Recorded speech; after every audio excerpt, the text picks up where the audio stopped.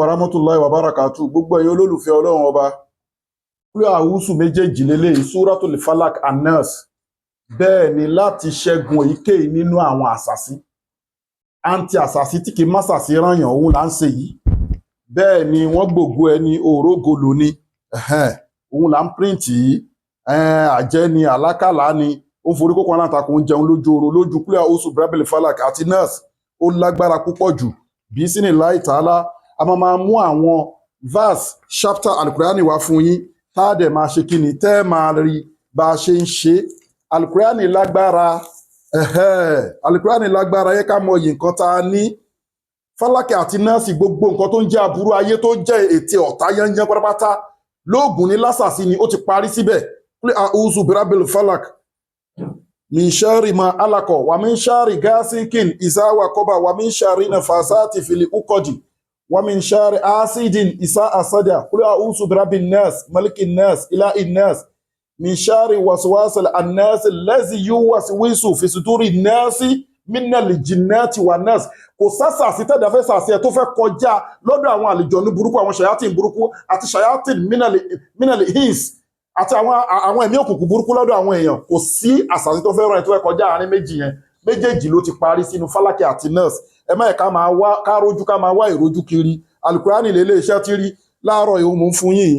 ẹ dìde kí wọ́n rí bá ṣe ń fọ̀ ẹ rí i pé last time tí mo fọ̀ mi ń fún pépà yẹn so mo máa fún yín lóríṣiríṣi bó ṣe wà kò síbi tó wà tá àti lè sẹ́ǹdì ẹ̀ sí ẹ á kàn sẹ́ǹdì ẹ̀ bí dọ́kúmẹ́ǹtì ni ó ti yé nísìn ṣe ti rí òun ni ó ti fọ̀ báyìí so tó bá wá wù ẹ pé o tó fẹ́ kọ̀ǹfàmù ẹ̀ wá tún ṣe báyìí wàá fún ṣó ti rí ó ti rí bẹ́ẹ̀ yẹn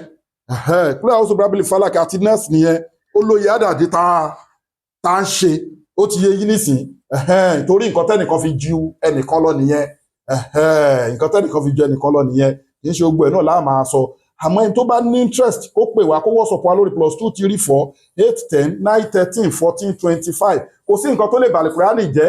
kò sí èèwọ̀ kan tó o bá ti fọ́ láyé ọmọ ṣúhu ilẹ̀ mọ̀tọ̀ àrùn tó o dẹ̀ fi tọ̀ fọ́ tó o fọ́ pẹ̀lú nǹkan tí kò mọ́ tó bá ti jómi tó mọ́ títà dá ẹ mọ́ kò sọ̀rọ̀ protection tó lágbára ni ẹ ti rí òun là ń fọ̀ yìí so tá bá wá sẹ́ǹdì ẹ̀ sí ẹ bí paperwork bí document ẹ rí bá ṣe ń post ẹ̀ káàkiri tí wọn náà bá ti gbà bó ṣe ṣe lélẹ́yìí òun la fi mú reference ẹ̀ wá bismillahi ta'ala àdúrà wa gbà á rí bá ti ṣe àárọ̀ náà gbégbà ẹ ti rí nísìn a wà ní Abraham Adesanya Lekki Ajah Etí Ọ̀sà Lagos story time factor ṣe mọ̀ pé skit lélẹ́yìí let me just show you ó ti yé yín nísìn you see ṣé ti rí àwọn tàdá àtàdẹ̀ fi ṣe ta fi ń print ẹ̀ ó ṣe kí ni ó wà medicinal apart kó wà fún protection ní pé kíní ó tún ń ṣiṣẹ́ fún àwọn àgọ́ ara ẹni tó ní BP ẹni tó ní high blood pressure àbó ní bad fatty àbó ní àwọn nǹkan kí nǹkan ó ti yẹ yín nísìn ó tún protect ṣe ti rí báyìí so ẹ contact wa lórí +234 810 913 14 25 ẹ WhatsApp wa lórí +234 810 913 14 25 a wà ní Abraham Adesanya Lekki Ajah Etí Ọ̀sà Lagos a fi àsìkò àfi ṣàdúrà fún gbogbo ẹ̀yin customers wa àtẹ̀yin fans wa òkè lẹ́ẹ̀ máa lọ ẹ̀ ní ṣubú dànù alukurani lágbára tested and confirmed kò sí nǹkan tó lè jẹ́ alukurani confirm lèmi sọ fún ẹ pé ọ̀sán àti Fálákì àti Násì lélẹ́yìn nísìn a máa mú wá fún yín àtàwọn verse àtàwọn chapter àtorúkọ Ọlọ́run òun ní kẹ́ ẹ lọ máa lò òun ní kẹ́ ẹ tẹra mọ́ Ọlọ́run fún Islam lágbára má rojú kó máa wá ìrojú kiri àbọ̀rọ̀ là ń sọ fọmọlúàbí èmi ò ní gbé ẹ débẹ̀ tán wọ́n máa ní pé ó ń sọ gbá ń sàwo ṣùgbọ́n alukurani àwọn ò mọ̀ fi rinlẹ̀ ó lágbára kò dẹ̀ sẹ́ni tó lè sọ fún ẹ pé ọ̀ǹtú ò dáa ìyapa ẹnu tó ń bẹ lórí ọ̀ǹtú ni pé àwọn kan bìlífù pé tàdá táwọn èèyàn ó fi mix ẹ̀ tí wọ́n á fi ọ̀ǹtú yẹn trust ẹ̀ tí tàdá bá ti wà trusted kò sí nǹkan kan ẹ̀hàn ọ̀ǹtú ayé alukurani ni á lọ míìsì mọ́ omi àti ẹ̀jẹ̀ ẹni orí ṣe bó ń gba drip lọ́spítù ó tún wá wo drip eléyìí tó jẹ́ pé ayé alukurani ni èyí tó jẹ́ orúkọ Ọlọ́run Fálákì àti Násì ní gbogbo nǹkan tó ń jẹ́ àṣàṣì tó mádámọ̀ fẹ́ kó tì yẹn pátápátá wàláì tàláì ọ̀ndà Fálákì àti Násì ló wà ó ti parí síbẹ̀ minal jinnati wan nas ṣayatin minal ins wa ṣayatin minal jinn àárín méjèèjì yẹn náà ni ó wà láburú wà